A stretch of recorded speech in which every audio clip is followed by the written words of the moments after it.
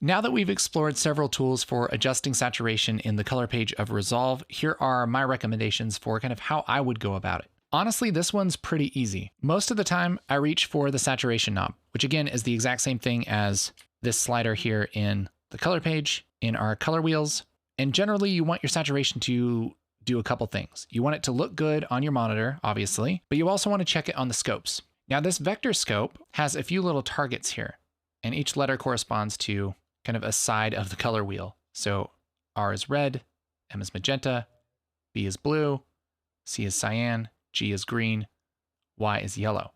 And these represent like the super pure, as saturated as you can get in this color space color of that hue. In fact, with our color space transform on, if we were to boost up the saturation, it won't really let us go all the way to those targets. It's going to kind of squish the colors together at the outer edge of what our transform will allow. And if I were to rotate this hue, you'll notice that it actually lets more of certain colors in. Like you can have a lot brighter purples than you can kind of reddish magenta. And as we go through, the blues can only be so saturated. Cyan you can actually go pretty crazy on, and so forth. But generally, when you're talking about saturation, if you want something to look natural, you're probably not going to want it to come all the way to the edge of your limits anyway. Anything that comes close to these boxes or a line that you draw in between them is going to look pretty unnatural, unless it's literally like a neon light. So even in this scene where we have this really strong pink light on our talent, we're probably not going to want to go a whole lot more saturated than we have right here.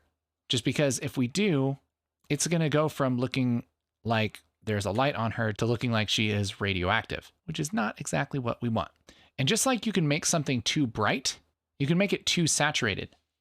And it's really the same problem. The signal is so strong that you can't really see it on your monitor. So when we have this too saturated, you can see this cloud on our graph kind of squish all together. And that means that it's making a lot of the colors the same, which means that we're losing detail, which unless you have a specific reason for it, you don't really want to do.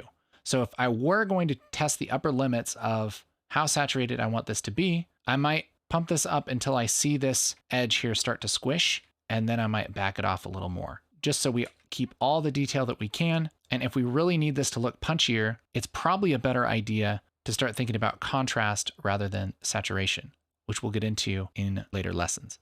But those are my thoughts on adjusting saturation.